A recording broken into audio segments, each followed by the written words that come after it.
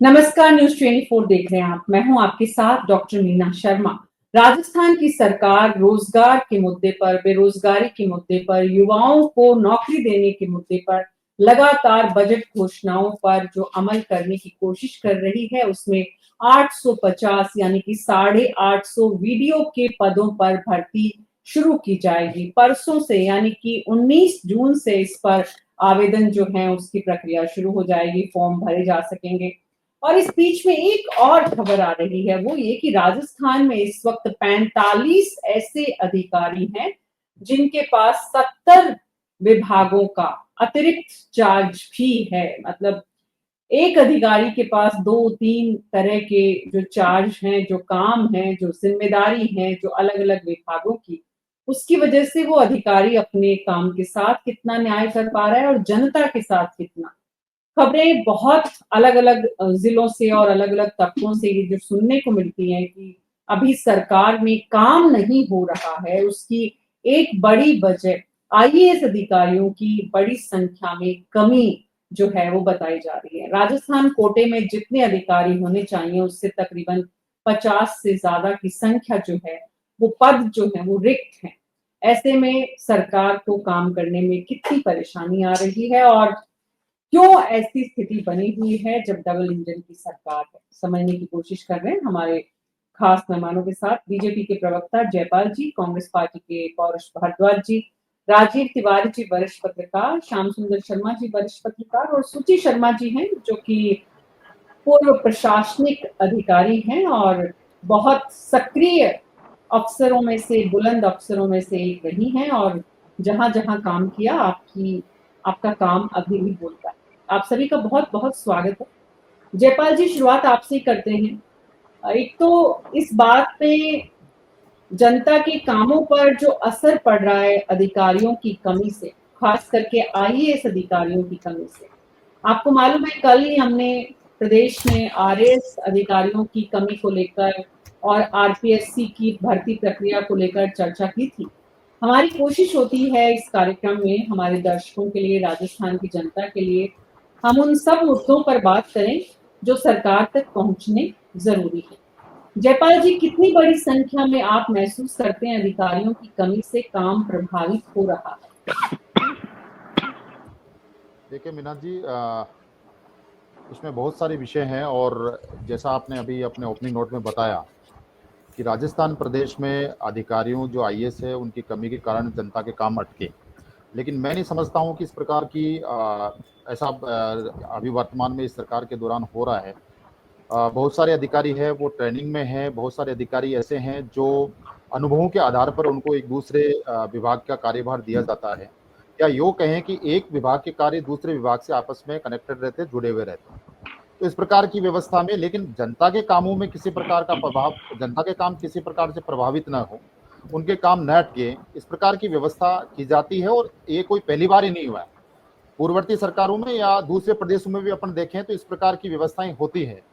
और ये वर्तमान सरकार की, भारतीय जनता पार्टी सरकार की ये प्रायोरिटी ये है कि जनता के कोई काम न अटके, तो उस प्रकार अधिकारियों को अतिरिक्त प्रभाव देकर जो विभाग आपस में कनेक्टेड है, तो अधिकतम लोगों के कार्य हों, अधिकतम विभाग आपस में जुड़े हैं तो ज़्यादा प्रभावी ढंग से काम कर पाए, इस प्रकार के प्रयास सरकार ने किए हैं।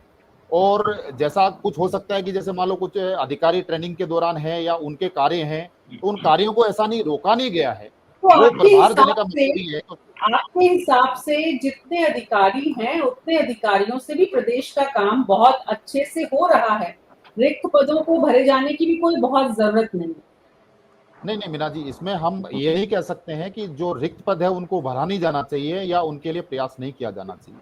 मेरा कहने का मतलब ये है कि यदि कोई व्यवस्था है, उस व्यवस्था में यदि कोई अधिकारी उस दूसरे विभाग के बारे में अनुभव रखता हो या उसके अनुभवों को यदि काम में लिया जाता है, वो ये सरकार का प्रयास रहता है।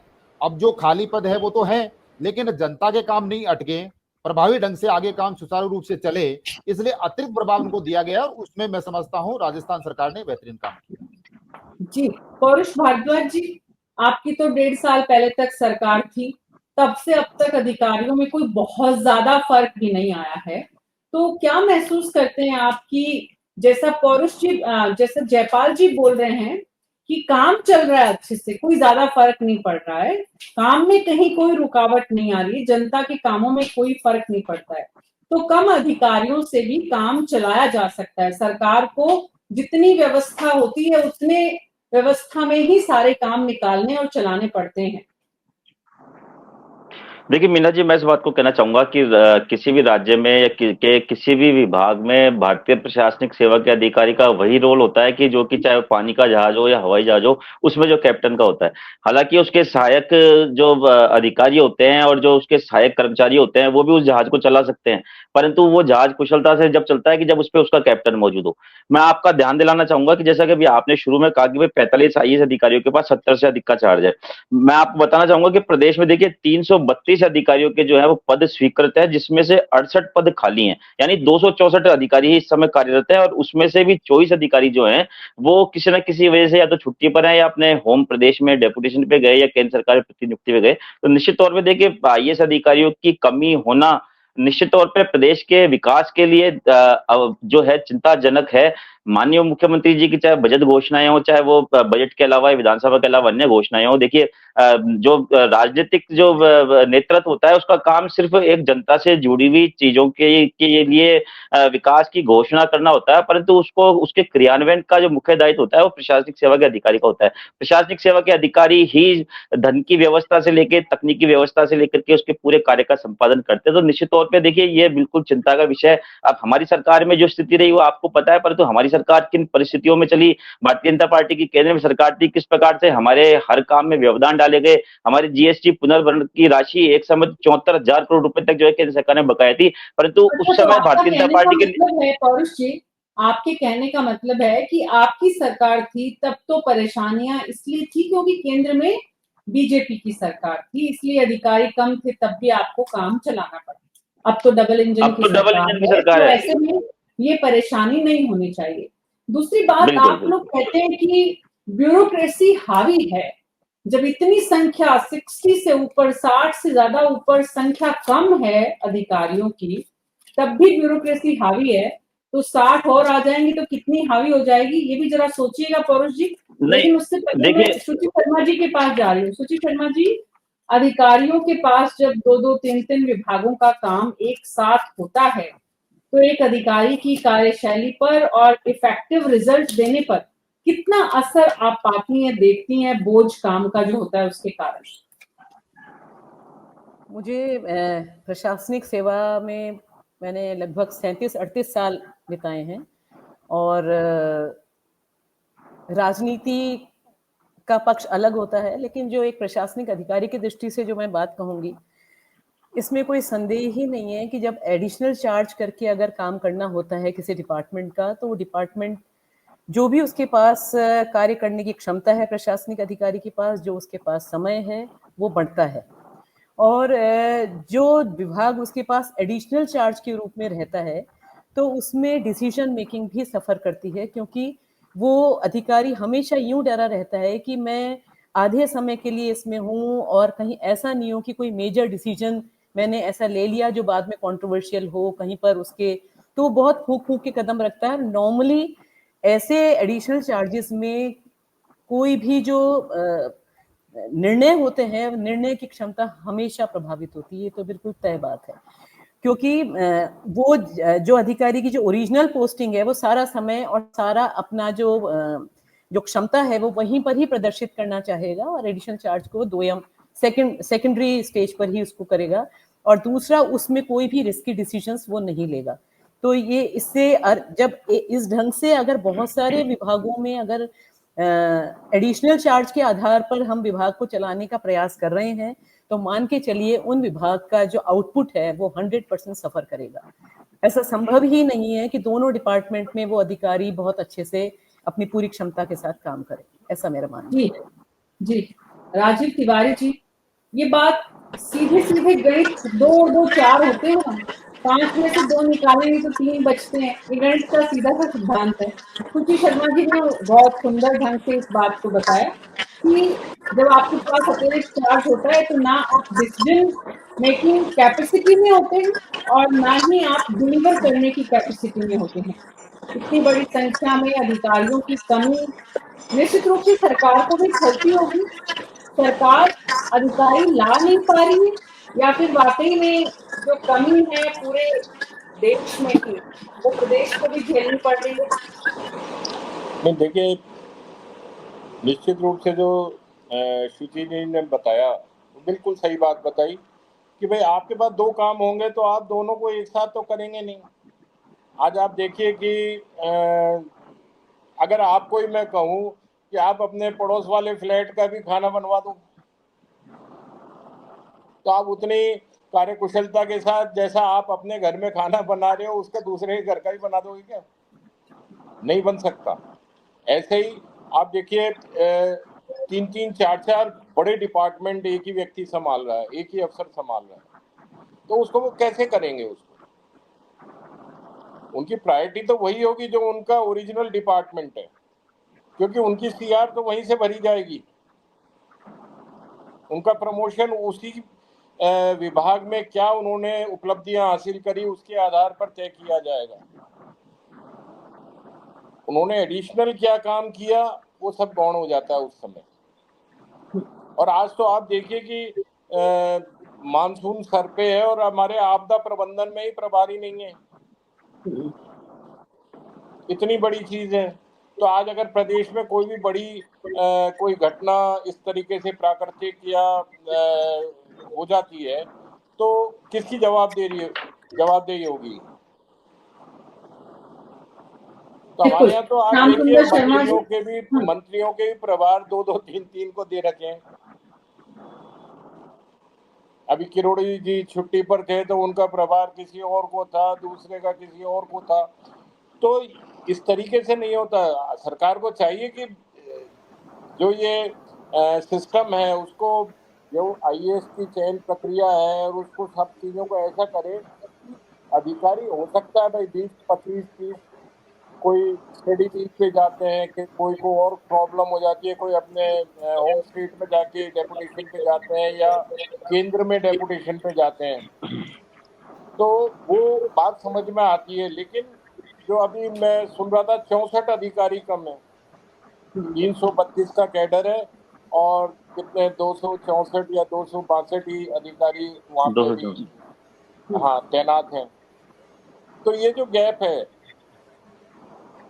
और जो डिपार्टमेंट इन लोगों के बीच में इतने सारे बट गए हैं, उनके साथ वो न्याय कैसे होगा? जी तो अभी ये श्याम सुंदर जैसे शर्मा जी, जयपाल सिंह जी कह रहे थे कि भाई हमारा काम तो चल रहा है, तो फिर जैसे चल रहा है वो सबको दिख भी रहा है। तो बिल्कुल ये सारी यही, चीजें अब सरकारी ये जो स्तर पर, सबको दिख रहा है, मनोरंजन की सरकार है तो इनको राजीव जी, हाँ, ये सबको जो दिख रहा है वो जयपाल जी को और उनकी पार्टी को और उनकी सरकार को नहीं दिख रहा है। दिख उनको भी और रहा है, हमारी दिख कोशिश, उनको भी रहा है, दिखता सबको है। उनको जी, जनता दिखाएगी मैम 3 साल बाद। वो तो अरे चलो आप आपको भी सीधे दिखा चुकी सीधे जनता 2 साल पहले, 1.5 साल पहले आपको भी फौरुज जनता जी, दिखा चुकी। फौरुज जी अभी दिखाया आपको जनता ने, अभी 10 नहीं दिन नहीं, पहले। आपको तो लोकसभा चुनाव में भी दिखाया और आपको तो विधानसभा चुनाव के तुरंत बाद एक उपचुनाव में भी दिखा दिया था। खैर, पीसीसी तो आगे भी आप लोगों दिखाएगी। को आप तो भी जानते, सॉल्यूशन बताना चाहिए आपके संगठन सरकार में भी इस के बात की चर्चा स्तर है। पर, आपकी मजबूरी है ताकि कैमरे आपको में बहस बोलना, मैं भी करनी समझ चाहिए इस सकता हूँ। बातों पर। नगर निकाय की आपका जो पीसीसी चीफ है वो सीट नहीं बचा पाता, भाई आपका मेंबर ऑफ पार्लियामेंट। भरतपुर का तो चुनाव करवा लीजिए। आप लोग गंगानगर का तो जिला प्रमुख का चुनाव करवा लीजिए। बताइए, मुख्यमंत्री जी आप क्या गृह जिले चुनावों में से आगे चुनाव नहीं बढ़ ही करवा नहीं पा रहे आप? पाते हैं। आप लोग चुनावों से आगे बढ़ ही नहीं पाते हैं, इसलिए प्रॉब्लम होती है। आप सीधे 3 साल बाद की उम्मीद लगाए हुए बैठे हुए हैं। और श्याम सुंदर शर्मा जी, जयपाल सिंह जी का कहना है कि हमारी व्यवस्था चल रही है, काम प्रभावित नहीं हो रहा है, अफसरों की कमी जरूर है।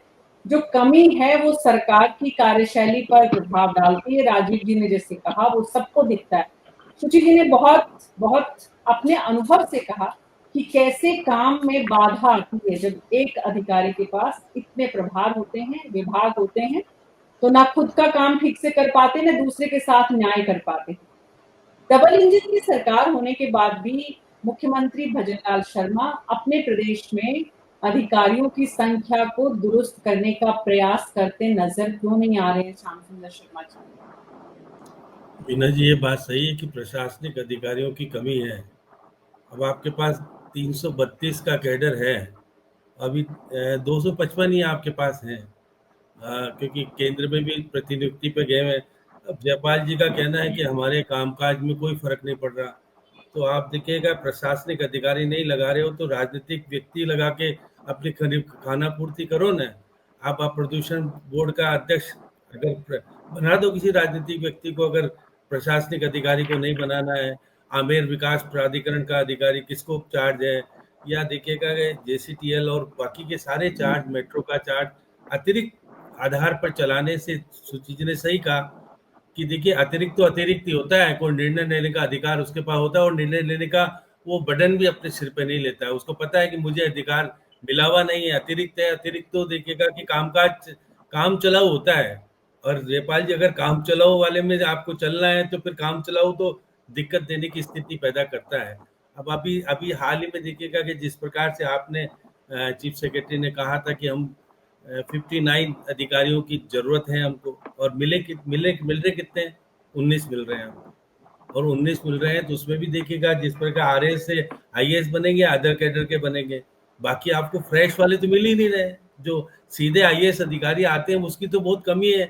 और फिर आप अगर हमारा कामकाज तो ठीक ठाक चल रहा है, आपका कामकाज ठीक ठाक नहीं कहोगे तो फिर पुरोहित जी तो आरोप लगाएंगे कि डबल इंजन की सरकार होने के बाद भी केंद्र से आप सरकार अधिकारी ला पाने में सक्षम नहीं हो पा रहे हो।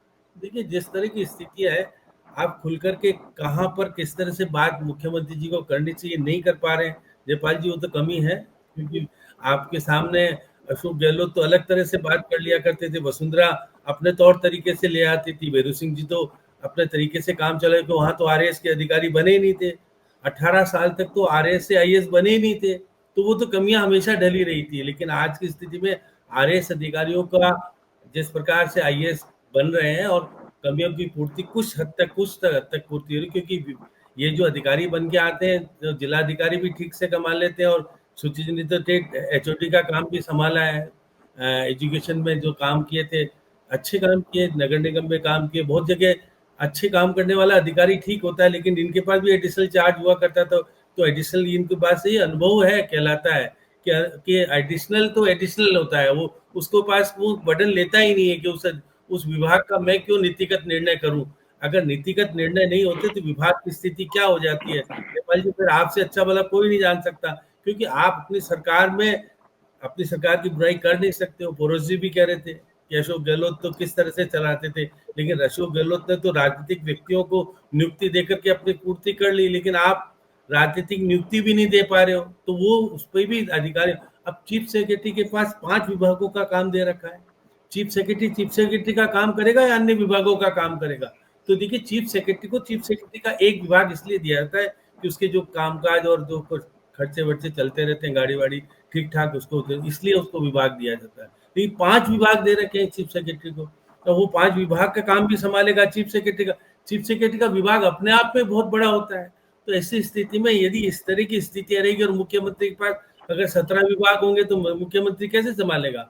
मुख्यमंत्री तो मुख्यमंत्री का पद संभाले तो ठीक रहता है, और वो मंत्रियों के विभाग भी संभाल के काम चलाएगा तो फिर काम चलाऊ सरकार होती है, काम चलाऊ सरकार ठीक नहीं होती है। इसी प्रकार से जिस प्रकार से आईएएस अधिकारियों की कमी है उसकी पूर्ति करनी चाहिए आपको डेपुटेशन पे।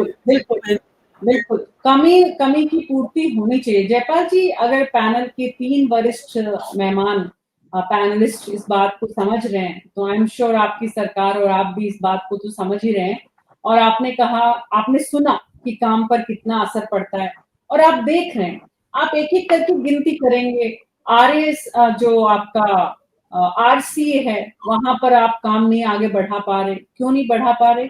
अध्यक्ष की नियुक्ति नहीं कर पा रहे, 1.5 साल हो गए। ऐसी अनगिनत लिस्ट लंबी है। आरपीएससी के आरएएस के एग्जाम में क्या हुआ, क्यों हुआ ऐसा कि भाई एक परीक्षा का परिणाम आया नहीं, उससे पहले आपने दूसरी तारीख दे दी। आज आप सरकार ने बड़ी संख्या में छात्रों को, तकरीबन 20,000 से ज्यादा जो थे, उनको परेशानी में डाला। ऐसे अलग अलग विभागों की अलग अलग परेशानियों की एक लंबी फहरिस्त है। और जैसा राजीव जी ने कहा, आप भी इसी प्रदेश में हैं, आप भी इन्हीं विभागों से वास्ता रखते हैं, आपके साथी प्रवक्ता भी जरूर सारे दिन भर सुनते हैं, तो आप भी जानते हैं और सरकार भी जानती है कि काम पर असर पड़ रहा है। अब इस काम को दुरुस्त, क्योंकि 1.5 साल जब किसी सरकार का निकल जाता है ना जयपाल जी, तो उससे ये समझ में आ जाता है कि वो सरकार कैसे काम कर रही है, कैसे काम करेगी। आपने वीडियोस के 850 पदों पर भर्ती प्रक्रिया शुरू की है। फर्स्ट ग्रेड के एग्जाम के लिए फिर से परीक्षार्थियों की डिमांड है कि फर्स्ट ग्रेड का एग्जाम जो है वो कैंसिल हो, क्योंकि उसी दिन नेट का एग्जाम है। तो ये जो इतनी सारी परेशानियां विद्यार्थियों को और अलग अलग सेक्टर्स के लोगों को जो सामने आ रही है, वो कैसे ठीक होगी अगर अधिकारियों को ठीक से काम करने का समय और अपने विभाग पर अधिकार नहीं मिलेगा। देखिए मीना जी, पहले तो मैं ये चीज क्लियर कर दूं आपको कि मैंने ये नहीं कहा कि अधिकारी नहीं होने चाहिए। अधिकारी पर्याप्त मात्रा में, जो राजस्थान का कैडर है 332 IAS यहाँ कैडर होना चाहिए और 264 है, मतलब 60-65 लोगों की कमी अधिकारियों की। तो ये तो कोई फैक्ट बात है, इसमें कोई शक नहीं है। लेकिन मेरा कहने का तात्पर्य था कि हमने प्रयास किया अतिरिक्त प्रभार देके कि जनता के काम नहीं अटके। और जहां तक कल भी मैं आपके इसी चैनल पे मैं डिबेट में था, जिस जो RS एग्जाम के लिए, तो आप देखिए हमने चर्चा किया कि यूपीएससी की तर्ज पे हो, ये बात तो सब करते हैं, लेकिन यूपीएससी की तर्ज पे हो राजस्थान में ऐसा प्रयास कि आज ये कह रहे हैं कि साहब इसको एक्सटेंड कीजिए, तो 2.5 साल 3 साल होते, 5 साल पंचवर्षीय योजना तो अब नहीं चलेगी। जहां तक सरकार का सवाल है कि पहले वाले सरकार की तरह अब जिस प्रकार से कोई मंत्री या कोई डिप्टी CM बोल के और एक करवा दे, हमने तय किया है कि यूपीएससी एक स्वायत्त बॉडी है, एक कॉन्स्टिट्यूशनल बॉडी है, उसमें सरकार का कोई इंटरफेयर नहीं है। तो ये क्लियर हो गया। अब जहां तक मैं कहना चाह रहा हूं कि मैं बिल्कुल इस बात से जो सोची जी कह रहे थे अभी कि अतिरिक्त होता है, लेकिन हमने प्रयास किया, हमारी सरकार का प्रयास है। दूसरा, अभी श्याम जी बोल रहे थे कि जो अधिकारी RS लेवल से प्रमोट होकर मिल रहे हैं, तो उसमें भी सरकार प्रयासरत है। ऐसा नहीं कि हम इसमें कोई प्रयास नहीं कर रहे हैं, या सेंटर से हमें और अधिकारी मिले इसके लिए प्रयासरत है। कमी तो कमी होती है, लेकिन फिर भी हमने प्रयास किया है कि जो 70, 60, 65 अधिकारी की कमी है, उसके कारण से कहीं प्रदेश के काम नहीं अटके। जो अनुभवी अधिकारी हैं, जो प्रशासनिक अधिकारी है, उनको अतिरिक्त चार्ज देके इन प्रकार के जो कोई अटकाव या पटकाव हो रहा था, उसको ठीक से चलाने का काम भी सरकार ने किया। और जल्दी आप देखेंगे कि राजस्थान को कुछ अधिकारी मिलेंगे या RS लेवल के जो अधिकारी वो प्रमोट होकर आएंगे। तो ऐसा मैं नहीं कह रहा हूँ कि जो 60-65 लोग हैं उसकी पूरी पूर्ति कर पाएंगे, हो सकता है कहीं कमी रही हो, लेकिन इसको ठीक किया जाएगा, ऐसा मैं यकीन रखता हूँ। जी, और भारद्वाज जी, जब आप देखते हैं कि अधिकारियों की इतनी बड़ी संख्या में कमी है, आप ये भी देखते हैं कि भाई अशोक जी ने तो काम चलाया क्योंकि केंद्र में मोदी की सरकार थी, लेकिन अब तो भजन लाल जी की सरकार है जहां पर जो है काम दुरुस्त होने चाहिए। आप ये भी देखते होंगे कि कहां कहां पर अधिकारियों की कमी से काम प्रभावित हो रहा है। कांग्रेस पार्टी ने इस विषय पर कोई काम होमवर्क किया है कि कितनी लोगों को जो परेशानियां आ रही हैं, सरकार को फीडबैक देने के लिहाज से भी, जनता की आवाज बनने के लिहाज से भी, कि कहां-कहां दरअसल काम सफल हो रहा है अधिकारियों की कमी से? देखिए मीना जी, मैं इस बात को कहना चाहूंगा कि प्रदेश का जो राजनीतिक नेतृत्व होता है, ये सारी बातें उस पर डिपेंड होती है, उसकी कार्यकुशलता पर डिपेंड होती है। भले ही विपक्षी पार्टी का अगर मुख्यमंत्री है और वो कार्यकुशल है, तो वो भले ही एक विपक्ष के नाते अपने केंद्र सरकार के खिलाफ बयान दे करके या फिर अपनी कार्यकुशलता से वो अपने कुछ कुछ काम करवाता है दबाव बना के, या फिर केंद्र में जिस पार्टी की सरकार है, अगर उसी पार्टी का एक कार्यकुशल मुख्यमंत्री यदि प्रदेश में होता है, तो निश्चित तौर पर देखिए वो भी जो है वो अपने अच्छे संबंधों के दम पर जो है वो, या और अपनी वरिष्ठता के दम पर जो है वो अपने कार्य निकलवा लेता है, जैसा कि अभी श्याम सुंदर जी भाई साहब कह रहे थे। पर अभी हमारी विडंबना ये हो गई कि हमारे तो मुख्यमंत्री जी खुद ही अपने आप में नए हैं। तो मुख्यमंत्री जी तो खुद ही एक तरीके से कृपा पात्र हैं। मुख्यमंत्री जी कोई लायक मुख्यमंत्री थोड़ी ना है, ये तो कृपा पात्र मुख्यमंत्री हैं। तो ये किस नाक से जाकर के और किस मुंह से जाकर के केंद्र सरकार से ऊंची आवाज में बात करेंगे कि भैया नहीं ऐसे नहीं चलेगा। प्रदेश की जनता परेशान हो रही है, मैं प्रदेश की जनता को क्या मुंह दिखाऊंगा। तो यहाँ पे तो स्थिति ये होगी। देखिए दूसरी बात, देखिए मीरा जी, एक मिनट मेरी बात, मैं आपकी बात का जवाब दूंगा। 1 मिनट पौरुष जी, आपको ये समझना चाहिए कि मुख्यमंत्री भजनलाल शर्मा को आप जितना भी कटघरे में खड़ा करेंगे, आप उनका कद उतना ही बढ़ाएंगे। आप नहीं बिल्कुल, मैं देखिए मीना जी, मैं चाहता हूं, मैं कांग्रेस पार्टी का प्रवक्ता होने से पहले मैं राजस्थान का नागरिक हूं। मैं चाहता हूं कि अगर मेरी आलोचना से मेरे मुख्यमंत्री का कद बढ़ता है और मेरे राज्य की जनता का उससे भला होता है, तो निश्चित तौर पे मैं चाहूंगा कि मेरे मुख्यमंत्री का कद बढ़े। परंतु स्थिति क्या हो गई आप मुझे देखिए, आज ये काम तो मुख्यमंत्री का काम होता है ना कि वो जाकर के केंद्र सरकार के आगे चाहे हाथ जोड़े, चाहे वो उनको चाहे थोड़ा ऊंचे स्वर में बात करनी पड़े, उनको धमकाना पड़े, पर वो कम से कम राज्य के का जो प्रशासनिक अधिकारियों का कैडर उसको तो पूरा करें।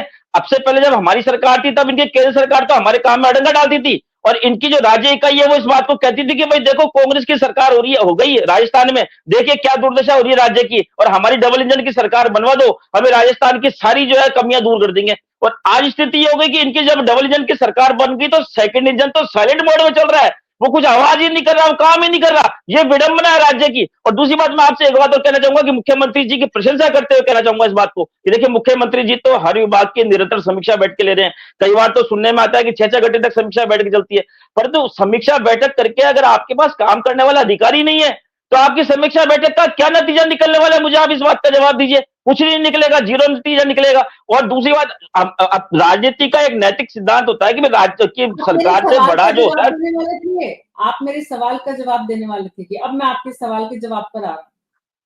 हाँ, मैं इसी बात को कह रहा हूं कि देखिए कांग्रेस पार्टी निश्चित तौर पे पूरे घटनाक्रम से चिंतित है, और कांग्रेस पार्टी कांग्रेस पार्टी को नहीं बल्कि कांग्रेस पार्टी सहित कल परसों तो पूरे राज्य को एक जो है बहुत बड़ा शौक लगा कि जब आरएस भर्ती परीक्षा को आगे बढ़ाने की बात हुई, हमने देखा कि राजस्थान भाजपा के प्रदेश अध्यक्ष उनके आश्वासन को किस प्रकार दरकिनार किया गया। आप सोचिए कि 11 मंत्री, 40 विधायक, 2 मुख्यमंत्री, मतलब हम शौकड है कि हम राजस्थान की जनता कहां जाएगी? जब आदमी परेशान होता है तो विधायक के पास जाता है, मंत्री के पास जाता है, उप मुख्यमंत्री के पास जाता है, या फिर अगर सरकार से संतुष्ट नहीं होता तो संगठन के लोगों के पास जाता है। अब यहां तो प्रदेश अध्यक्ष जी से लेकर के विधायक तक सबके हाथ खड़े हो गए। ये बहुत बड़ा गंभीर चिंता का विषय। मीना जी देखिए, बात कांग्रेस बीजेपी की नहीं है, बात राज्य के भले की बात है कि हमें चाहे भारतीय जनता पार्टी खुद जाके अपनी केंद्र सरकार से बात करे, अपने राष्ट्रीय नेतृत्व से बात करे कि भैया हमें भी कुछ पावर दो, हमारी भी कुछ चलने दो। और अगर भारतीय जनता पार्टी की बस की बात थी तो कांग्रेस ही भी इनके साथ जाकर इनके नेतृत्व से बात करने को तैयार है। परंतु इस तरीके से जब राज्य की सत्ताधारी पार्टी के लोगों की नहीं चलेगी, सत्ताधारी पार्टी के संगठन के अध्यक्ष की नहीं चलेगी, इससे बड़ी विडंबना किसी राज्य के लिए क्या होगी? मुझे बताइए। पौरुष जी, वो फ्लो है ना जो आपका, वो रटे रटाए सेंटेंस में नहीं काम आएगा, तथ्यों पे काम नहीं, आएगा। रटे रटाए आप मुझे बता दीजिए मीना जी, मैंने क्या गलत बोला? आप मेरी एक कमी बता दीजिए कि आपने ये बात गलत बोली, मुझे बताइए, मैं अपनी कमी स्वीकार करूंगा। भारतीय जनता पार्टी की तरह अड़ने वाले लोगों में नहीं है। प्रदेश की जनता जो अपोजिशन को देख रही है, सुन रही है कि वो जनता की आवाज बने, वो ये सुनना चाहती है कि भाई पौरुष भारद्वाज जी बताओ, अधिकारियों की कमी से कौन कौन से ग्राउंड पे काम खराब हो रहे हैं जनता की? आप लोगों ने जनता को सहयोग करने का प्रयास किया, विपक्ष का जिम्मेदारी होती है। आपके पास मीना जी देखिए, लेकिन कोई बात नहीं। अब मीना जी देखिए, आपने जो मेरे से पूछा किसी भी प्रदेश की बात हो या देश की बात हो, उसके लिए सबसे महत्वपूर्ण घटक होता है उसकी सुरक्षा। अगर सुरक्षा होगी तो ही विकास होगा और तो ही अन्य चीजें होगी। हमारे राज्य की स्थिति तो ये हो गई कि हमारी जो पुलिस व्यवस्था है, हमारे पुलिस के सबसे बड़े अधिकारी महानिदेशक, उनको आरपीएससी का अध्यक्ष बना दिया, अच्छी बात है। यही कार्य, ये राज्य के पुलिस महानिदेशक का पद ही कार्यवाहक के तौर पे चल रहा है। हमारे पास फुल टाइम तो राज्य का पुलिस का डीजीपी नहीं है। हमारी सुरक्षा ही, जब राज्य की सुरक्षा ही खतरे में है तो विकास की तो आप कहां से कल्पना कर सकते हैं? और आपको विभाग बहुत सारे, चाहे वो आपका बिजली विभाग हो, अक्षय ऊर्जा विभाग हो, प्रदूषण मंडल हो, जल संसाधन प्राधिकरण हो, बहुत सारे डिपार्टमेंट ऐसे जहां पे अधिकारियों की कमी है। तो निश्चित तौर पे देखिए, राजनीति का विषय नहीं है, हमारे लिए भी राजनीति का विषय नहीं है, और भारतीय जनता पार्टी के लिए तो होना ही नहीं चाहिए। मैं कहता हूं इस बात को कि आप विपक्ष का सहयोग जहां लेना चाहते हैं सहयोग लीजिए, तो कम से कम अधिकारियों की कमी तो दूर कीजिए। पौरुष जी, जनता के कामों को रफ्तार देने का विषय है ये। विपक्ष जी की बिल्कुल, जिम्मेदारी होती है कि सत्ता पक्ष में बिल्कुल जब बिल्कुल काम नहीं कर पाते हैं तो विपक्ष उन मुद्दों को बात करके सामने रखे कि भाई देखिए, हर जिले में अगर आपके टीम के लोग, वर्कर कांग्रेस पार्टी के खड़े हो जाएं कि देखिए अधिकारियों की कमी से ये काम खराब हो रहा है, ये काम खराब हो रहा है, तो भजनलाल जी की आंखें खुल जाएंगी। जयपाल जी को भी आप एक लंबी लिस्ट थमा पाओगे, लेकिन कहां से थमाओ? आपके वर्कर ही एक्टिव नहीं है। बहरहाल, सुचि शर्मा अब मीना जी मुझे बताइए, सत्ताधारी पार्टी के प्रदेश अध्यक्ष की नहीं चल रही, विधायकों की नहीं चल रही, मंत्री की नहीं चलेगी, तो हम बेचारे विपक्ष में बैठे हुए लोग हैं। गांव में कहावत होती है कि राम रखा ने काम भी कुण देव छे, तो हमारे को कौन पूछ रहा है जब सत्ताधारी पार्टी के लोगों को कोई नहीं पूछ रहा है? मुझे बताइए आप। जी एक मिनट में जवाब ये देखिए, हमारे को कौन पूछ रहा है? विपक्ष ये कह रहा है हमारे को कौन पूछ रहा है? सत्ताधारी पार्टी के लोगों की नहीं चल रही, ये बहुत बड़ी विडंबना है मीना जी। बहुत गंभीरता की बात है कि सत्ताधारी पार्टी के संगठन के प्रदेश अध्यक्ष नहीं चल रही, बहुत विडंबना की बात है ये। राजीव तिवारी जी, कितनी बड़ी विडंबना है कि विपक्ष कह रहा है हमको कौन पूछ रहा है? तो विपक्ष कुछ काम तो करे तो पूछ तो बढ़ेगी उसकी। विपक्ष कुछ कर ही मैंने नहीं रहा। मैंने सत्ताधारी दल से कंपेयर करके अपनी बात कही थी, आपने मेरी आधी बात पकड़ी। मैं बोलिए आपके। मैं मेरे नहीं, मतलब आप की तो बात बता कर दो रही मेरे हूँ। को भाई, पिछले 1.5 साल में आपने कौन से बड़े आंदोलन कर दिए, किन जन मुद्दों पर आप सड़कों पर आए, कहाँ कहाँ आपने सरकार को मजबूर किया कुछ काम कराने के लिए जनता के। तो आप तो बस कि भाई हमें कौन पूछेगा, कोई नहीं पूछेगा, बिल्कुल बिल्कुल। ना सुचित जी, जी पक्ष पूछेगा ना जनता पूछेगी। जी। कमजोर विपक्ष जब होता है तो वही स्थिति होती है पौरुष जी, जो इस वक्त आज आपकी स्थिति है। मीना जी, आपने हमने जो आंदोलन किए उनमें से कई आंदोलों के मामले में तो आपके यहाँ बैठ करके हमने डिबेट करी हुई है। और ये नया ट्रेंड चल गया कि सत्ताधारी पार्टी से ज्यादा विपक्ष जिम्मेदार होने लग गया आजकल। देखिए नया ट्रेंड चल गया ये, सत्ताधारी पार्टी इतनी जिम्मेदार नहीं होती, आजकल विपक्ष जिम्मेदार होता है। और देश के पूर्ववर्ती स्वर्गवासी नेता, चाहे वो नेहरू जी हो, चाहे वो इंदिरा गांधी जी हो, लाल बहादुर शास्त्री जी, वो जिम्मेदार होते हैं। वर्तमान लोग जिम्मेदार नहीं हुआ करते आजकल, ट्रेंड बदल गया आजकल। देखिए देखिए, हमसे मत पूछिए, किसी को भी, चाहे सत्ताधारी दल हो और चाहे विपक्ष हो। जयपाल जी अपनी बात बोली। राजीव जी आप कुछ बोल रहे थे? नहीं, मैं तो इनको ही बोल रहा था, पौरुष जी को ही, कि भाई कुछ करो यार, आप लोग तो करो कुछ, और जी। कुछ सरकार नहीं कर रही तो विपक्ष करो कुछ।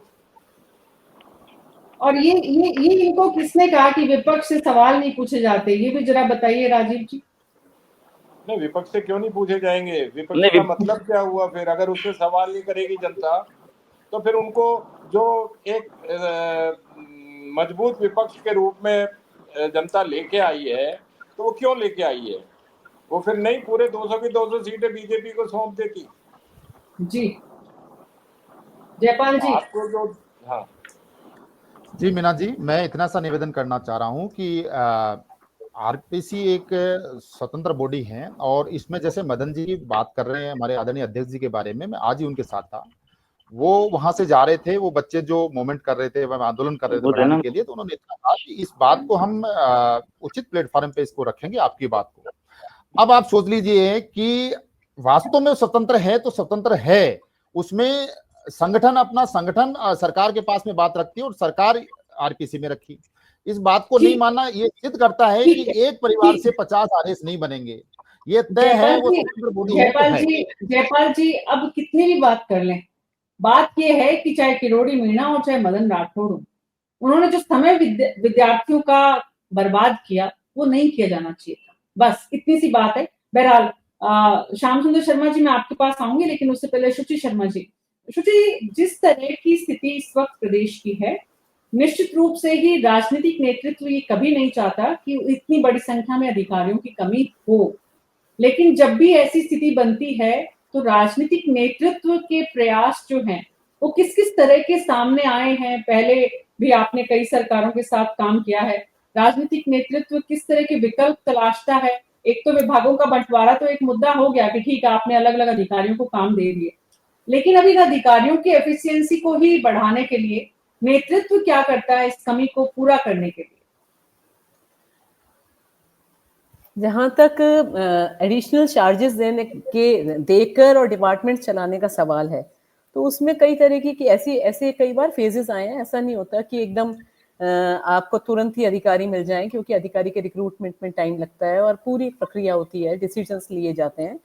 लेकिन फिर भी बहुत लंबे अंतराल तक अगर अधिकारियों की कमी रहती है तो पूरी व्यवस्था ही सफर करती है। उसका भले ही सामने एकदम नतीजा ना दिखे, लेकिन क्यूमुलेटिव इफेक्ट तो अल्टीमेटली दिखाई देता है। पर इस ऐसे समय में जब, क्योंकि जैसे हमें जेडीए रही, नगर निगम रही, हर जगह अधिकारी कर्मचारियों की कमियों से जूझना पड़ता है, तो उसमें आउटसोर्सिंग का करते हैं, कुछ रिटायर्ड लोगों को लेते हैं, कुछ कॉन्ट्रैक्चुअल एम्प्लॉयज को लेकर कुछ करते हैं। लेकिन जहां तक सवाल उठता है कि जो मेन डिसीजन मेकिंग वाला ओहदा है, जो सेक्रेटरी है या एचओडी है या डिप्टी कमिश्नर्स हैं, तो वो काम आउटसोर्सिंग से भी नहीं चल सकता। वो काम उसमें तो आपको कोई रिटायर्ड या कोई दूसरे उसके फुल जिम्मेदारी वाला आदमी ही, जो फुल्ली रिक्रूटेड है, प्रॉपरली रिक्रूटेड है, उसी की ही आवश्यकता होती है। तो उनका तो रिप्लेसमेंट कुछ भी नहीं हो सकता। केवल इस समय समाधान निश्चित रूप से सरकार के लेवल पर निश्चित रूप से बहुत ही सशक्त प्रयास किए जा रहे होंगे इस बारे में। ऐसा नहीं होता कि कोई भी सरकार असंवेदनशील होती है कि अधिकारी नहीं है और हम फिर भी चले जा रहे हैं। उनके प्रयास अपने स्तर पर चल रहे होंगे और उन प्रयासों में कई तरीके की, क्योंकि आजकल जो मैं बहुत पूर्व समय की बात करती हूँ, उस समय पेपर लीक वगैरह ऐसे कांड होते ही नहीं थे। और अब ग्रेजुअली जितना हमने ये स्मार्टफोन्स का और ब्लूटूथ का और ये जितना टेक्नोलॉजिकल एडवांसमेंट हुआ, उतने ही पेपर लीक प्रकरण और दुनिया भर की इस ढंग की समस्याएं भी आने लगी हैं। तो सरकार की सारी इच्छा शक्ति के बावजूद भी रिक्रूटमेंट टाइम पे नहीं हो पाता, क्योंकि इतनी शिकायतें हो जाती हैं, फिर उसकी जांचें चलती हैं और वो एक लंबा एक विशियस सर्कल बन जाता है, जिससे अधिकारी और कर्मचारी हमको समय पर नहीं मिल पाते हैं। पर मेरा यह दृढ़ मानना है कि हर समय, चाहे कोई भी सरकार रही हो, सरकार हमेशा प्रयास करती है, क्योंकि वो भी चाहते हैं कि उन्होंने जो भी वादे करके जनता से जिस आधार पर उन्होंने वोट लिए और जो भी वादे करके वो सत्ता में आए हैं, तो उनको पूरा करने का प्रयास वो भी करते हैं, क्योंकि 5 साल बाद उनको भी सामना करना पड़ेगा। तो इसके कोई त्वरित समाधान ऐसे नहीं होता कि क्विक फिक्स सॉल्यूशंस हैं कोई, पर बड़े अधिकारियों का रिप्लेसमेंट तो प्रॉपरली रिक्रूटेड अधिकारी से ही होता है। जी, श्याम सुंदर शर्मा जी, राजस्थान के तो एक और बात बहुत चर्चा में रही पिछले 1.5 साल में लगातार, पिछले तकरीबन 6 महीने से कम हुई है, या कहना चाहिए बंद हुई है, कि सीएस जो है वो सुपर सीएम है। यानी कि सीएस का पीएमओ में जिस तरह के रिश्ते हैं या जितनी उनकी रीच है, उस लिहाज से वो भी इस मामले में सरकार की मदद कर सकते हैं, या कहना चाहिए अपनी सरकार को जो है वो मजबूत कर सकते हैं। तो सीएस और सीएम दोनों मिलकर प्रयास करें तो इस समस्या को जल्दी सुलझाया जा सकता है। देखिए, बात सही है कि अगर सीएस सीनियर है और केंद्र में उसकी स्थिति ठीक ठाक है तो वो कार्य कराने में सक्षम होता है। लेकिन राजनीतिक तौर पर अगर नियुक्ति अगर सीएस की केंद्र के माध्यम से होती है तो फिर मुख्यमंत्री को कामकाज करने में दिक्कत आती है। ये बात से हकीकत है। बीच में भी आपने देखा था, राइजिंग राजस्थान हो रहा था तो सीएस छुट्टी पर जा रहे थे, उनको बड़ी मुश्किलों से रोका गया। तो ये बात तो सही है कि सीएस की नियुक्ति किस प्रकार से हुई, कैसे हुई, ये प्रश्न चिन्ह तो खड़ा होता है। अब जिस प्रकार से बार बार बात आ रही है, अब ये जयपाल जी कह रहे थे आरपीएससी 11 महीने तक कार्यकारी अध्यक्ष के आधार पर चली थी। आप बहुत अच्छे काम का, जो माध्यमिक शिक्षा बोर्ड का अध्यक्ष कब से नहीं है, अगर माध्यमिक शिक्षा बोर्ड का अध्यक्ष नहीं है, आरपीएससी में चेयरमैन अगर कार्यकारी चल रहा हो, और डीजी भी सही बात है, डीजी को आपने 30 जून तक, क्योंकि वो सीनियर अधिकारी था, उसको भी डीजी बनाना था, इसलिए बना दिया कार्यभार, उसके बाद मिलेगा।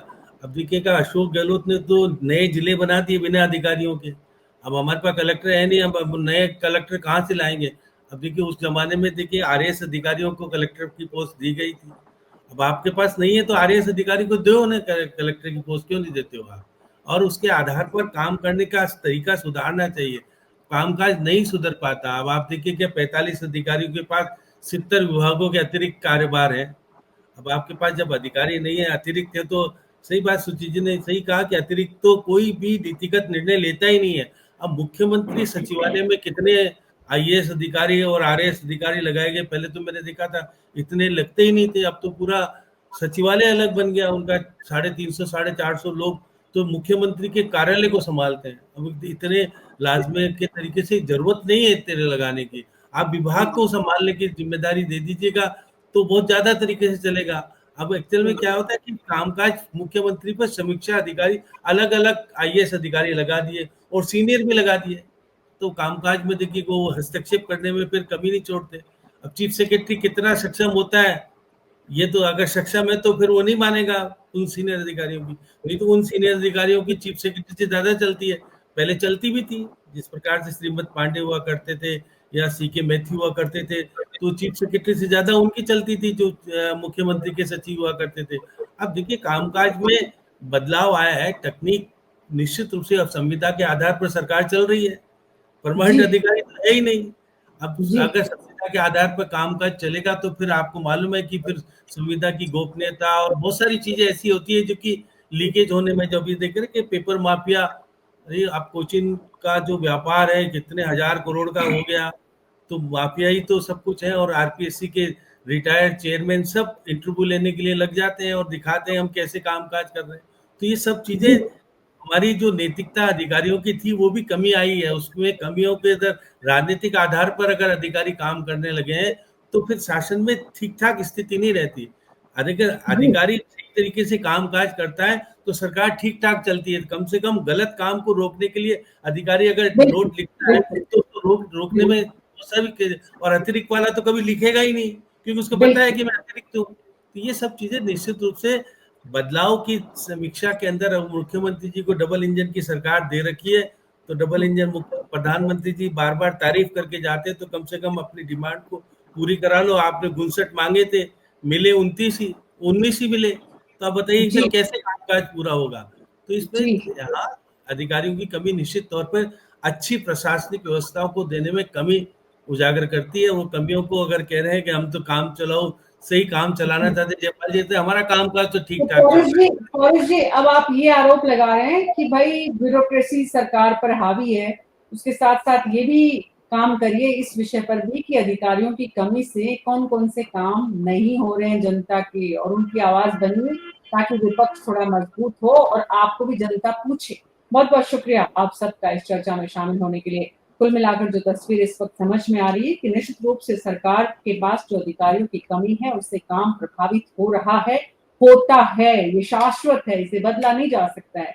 इसलिए जरूरत इस बात की है कि सरकार अपने संख्या बल को बढ़ाए, केंद्र सरकार से बात करे, राज्य में आरएस अधिकारियों के प्रमोशन का काम जो है उसे रफ्तार दे, अतिरिक्त विभागों का जो काम है वो नए अधिकारियों की नियुक्ति कर उन्हें दें ताकि सरकार के कामों में रफ्तार नजर आए।